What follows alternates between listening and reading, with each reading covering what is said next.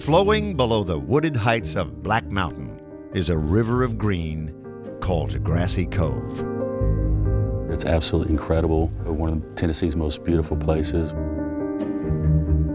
This is like a miniature Cage Cove without going all the way into the Smokies right there. It's secluded like it is right here, and one way in, one way back out. You know, it's just a unique place. Formed around 250 million years ago, this lush valley protected by the Cumberland Mountains is actually the largest sinkhole in North America, 6 miles long and 3 miles wide.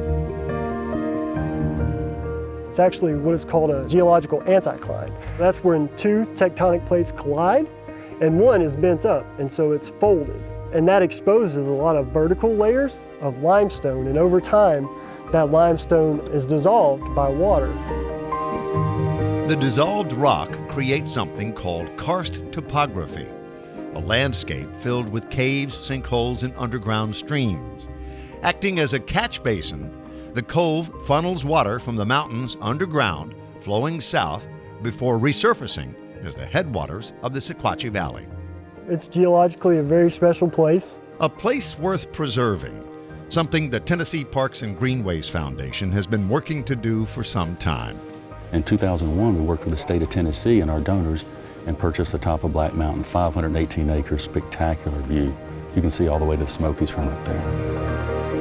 The foundation also helped secure another 352 acres on Brady Mountain, where the Cumberland Trail traverses the mountaintops along the west side of the cove, and 385 acres to the south of Devil's Step Hollow, home to cave art more than 1,000 years old. It's Mississippian era, and it's pictographs, petroglyphs, and mud glyphs. And it's perhaps the most significant cave art that's been found in North America so far. It's just an incredible area. Now they have their sights set on another part of the cove, 1,000 acres of mature forest filled with wildlife on Brady and Bear Den Mountains. We're trying to conserve this 1,000 acres in its natural state, like it is now, and obviously better in the future. The caves, the sinkholes, the stream of water, its purity.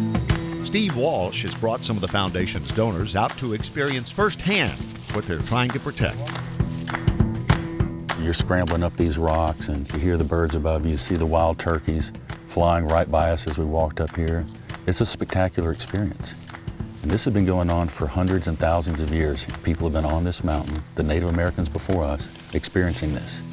This land has been a part of Tommy Kemmer's life since before he was born. We've been here 150 plus years right there. Actually, I think my aunt found a deed maybe 1837.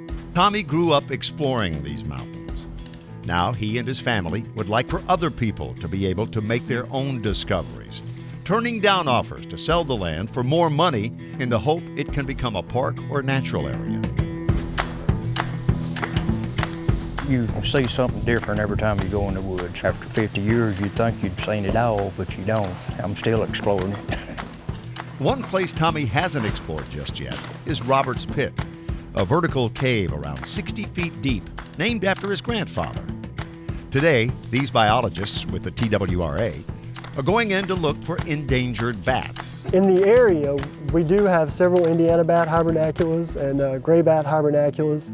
We haven't found any yet on this piece of property, but a new cave was actually found on the property, and there was staining on the wall that would be characteristic of gray bats.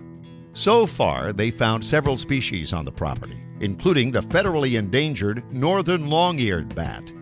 And while today's excursion didn't produce any gray bats, a trip to another one of the 11 named caves on the property yields a significant discovery. Desmagnatus, they have really strong back legs, and they're pretty good at jumping. Commonly called the Cumberland Dusky Salamander, these red and green colored critters are a rare find. It's not a listed species, but it's a species of greatest conservation need. They're not very common. Cold mountain streams along the plateau like this one is where they're most often found. Here on the Kemmer property, the salamanders are relatively abundant. That won't be the case if these majestic trees are cut down or the land becomes scarred by development.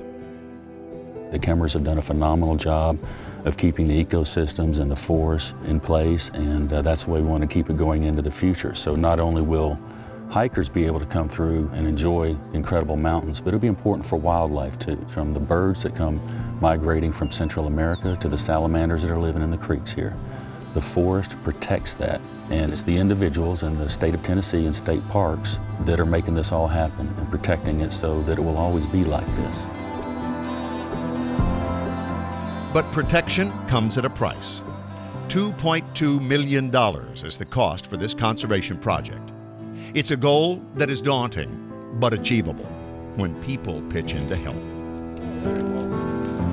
We desperately need contributors right now. We need people who are willing to step up and say, hey, I want to make a difference. I want to be a part of this. I want my legacy to be I've helped preserve this piece of wonderful property in Grassy Cove. It would be a treasure for Tennesseans and everybody else to be able to come here and hike around and enjoy these features. You can't remake this if you had all the money in the world. You can't make this right here, you know. So I thought it's important to share with other people, you know, my kids, hopefully my grandkids next, to be able to see it like it is today.